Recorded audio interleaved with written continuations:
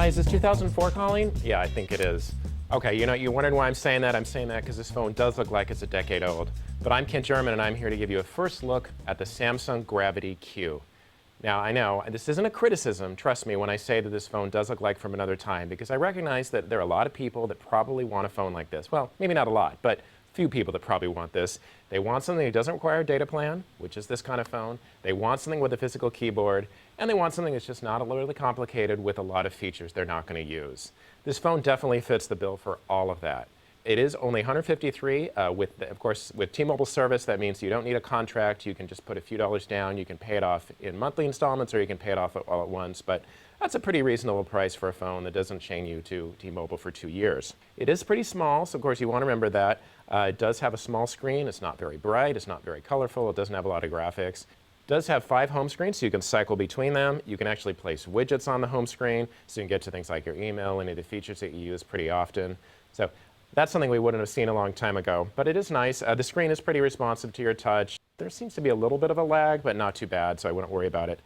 There are 2 dedicated touch controls down below that are in the hardware of the phone, as well as a dedicated back button that is a physical control. So nice mixture of controls, shakes it up pretty well. Here on the side, there's a volume rocker. You have a micro SD slot over here. Nice to see a micro SD or expandable memory slot on the phone of this stature, especially something so small and not very powerful. Over on this side, you have a dedicated camera control and a power control as well. On the back, there's your lens for the 2-megapixel camera. So 2 megapixel, that's something else from another age. Doesn't have a flash, doesn't have any really complicated camera technology, but it is a camera for those times that you need it. Slide up the phone, turn it on its side, slide it up.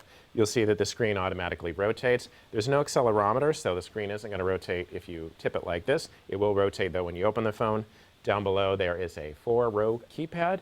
So it's pretty spacious, actually, and what I like, one thing I look for all the time, is that there's plenty of space between the bottom of the phone, or the bottom of the slider, and the first row of keys. So you're not constantly bumping your finger up against that. So definitely have that. Numbers do share space with letters as well as symbols, so you're going to have to hit like a shift button or a function button to get to some of the other special characters. That's not really unusual, though. We see that on a lot of phones, especially with physical keyboards. Nice wide space bar in the middle, which is nice. Sometimes space bars, they put them on either side. They put them over in the end, so it's nice to see it in the middle. It's something that you're used to if you use the keyboards, of course. Inside, pretty standard features, 2-megapixel camera, as I said, some email, texting. But really, this is a phone for making calls, sending texts, not really a lot else. Having a lot of Samsung Gravities in this line. This is just the latest. Most of them have been pretty basic like this. I wouldn't recommend this phone for anyone that wants a lot out of it. So this is really a basic phone for making calls, keeping in touch, and it's going to be really easy on your wallet as well. I'm Kent German here with a first look at the Samsung Gravity Q.